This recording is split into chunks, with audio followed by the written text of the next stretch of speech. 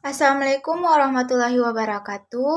Eee, Halo semua, perkenalkan nama saya Cici Ramli. Di sini saya akan mencoba menjelaskan materi tentang pertumbuhan fisik remaja dan perkembangannya. Eee, Langsung saja, di sini saya akan membahas yang pertama yaitu definisi pertumbuhan fisik remaja dan perkembangannya. Pertumbuhan adalah suatu proses perubahan filosofi yang bersifat progresif dan kontinu dan berlangsung dalam periode tertentu. Perubahan ini bersifat kuantitatif dan berkisar hanya pada aspek-aspek individu. Pada pertumbuhan terdapat perubahan internal dan juga eksternal. Pada pertumbuhan internal meliputi yang pertama yaitu perubahan lingkungan, yang kedua perubahan atau bertambahnya besar atau alat pencerna makanan, yang ketiga bertambahnya besar ukuran jantung dan paru-paru, yang keempat bertambahnya endokrin dan juga berbagai jaringan tubuh. Perkembangan pada hakikatnya adalah usaha menyesuaikan diri atau coping, yaitu untuk secara aktif mengatasi stres dan mencari jalan keluar baru dari berbagai masalah yang dihadapi. Sehingga dalam tataran perkembangan remaja, penyesuaian diri menjadi sangat penting. Selanjutnya yaitu remaja dalam bahasa Latin aslinya disebut adolescent yang artinya tumbuh atau tumbuh untuk mencapai kematangan. Pada masa remaja dapat dibagi menjadi 3 bagian yakni usia 12-13 tahun sampai dengan 14-15 tahun. Remaja awal, usia 15-16 tahun sampai 17-18 tahun adalah remaja tengah, dan usia 18-19 tahun sampai dengan 21-22 tahun adalah remaja akhir. Menurut hukum di Amerika Serikat saat ini, individu dianggap telah dewasa apabila telah mencapai usia 18 tahun dan bukan 21 tahun seperti ketentuan sebelumnya. Pada usia ini, pada umumnya anak sedang duduk di bangku sekolah. Masa remaja seringkali dikenal dengan masa mencari jati diri yang oleh Erikson disebut dengan identitas ego atau egein identity. Ini terjadi karena remaja merupakan peralihan antara masa kehidupan anak-anak dan kehidupan orang dewasa. Dilihat dari fisiknya, mereka sudah seperti orang dewasa, tetapi sesungguhnya belum dapat menunjukkan sikap kedewasaannya. Selanjutnya, karakteristik pertumbuhan fisik dan perkembangan pada remaja. Pertumbuhan fisik pada remaja sangatlah cepat dan begitu menonjol. Berikut contoh perubahan yang sangat menonjol, yaitu yang pertama, ukuran tubuh. Besar kecilnya ukuran tubuh seorang dipengaruhi oleh faktor keturunan dan juga faktor lingkungan. Yang kedua yaitu tingkat tubuh.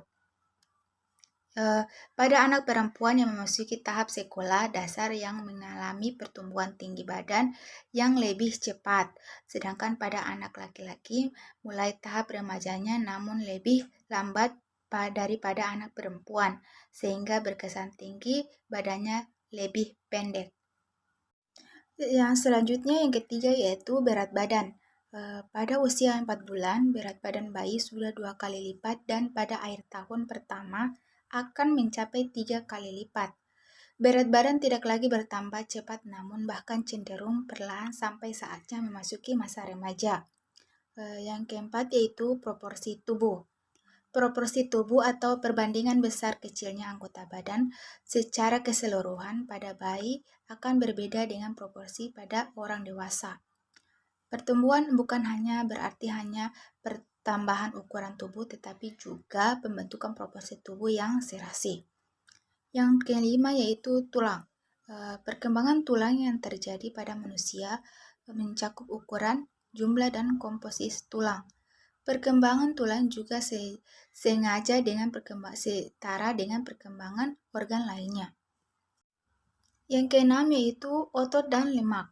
Pada saat dilahirkan, individu sudah mempunyai otot, tetapi masih berkembang saat memasuki usia dewasa. Otot telah berkembang sebanyak 5 kali lipat dari saat dilahirkan. Bagi rata-rata orang berat otot akan naik sebanyak 40 kali saat kelahiran sampai dewasa. Yang ketujuh yaitu gigi. Pertumbuhan gigi pada seseorang merupakan proses yang dimulai ketika seseorang berumur 3 bulan setelah dilahirkan. Proses ini akan berlangsung terus sampai seseorang berusia 21 tahun sampai 25 tahun.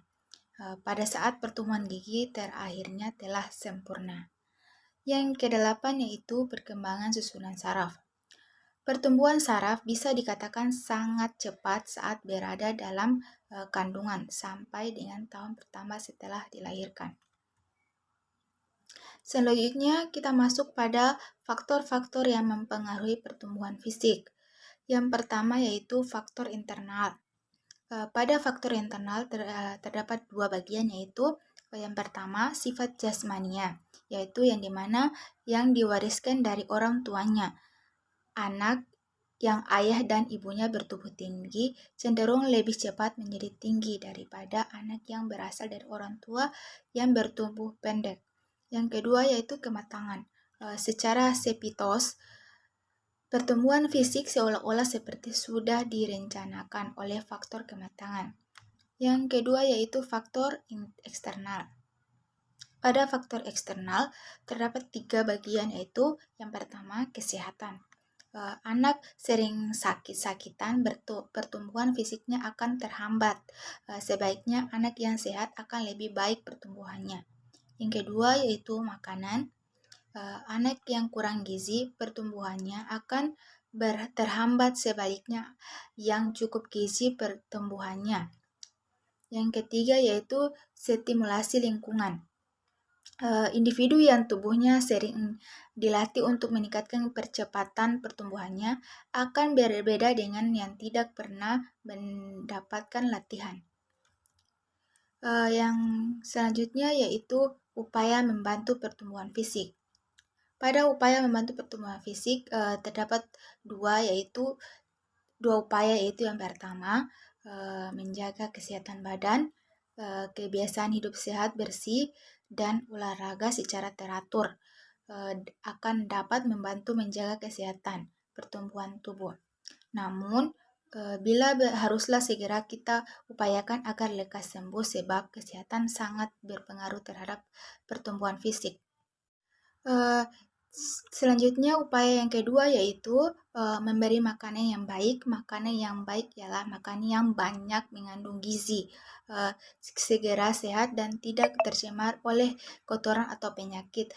Baik buruknya makanan yang dimakan oleh anak akan menentukan pula kecepatan memerlukan suatu pertumbuhan fisik yang cepat. Baik, itu saja penjelasan dari saya. Sekian dari saya. Kurang dan lebihnya saya mohon maaf. Wassalamualaikum warahmatullahi wabarakatuh.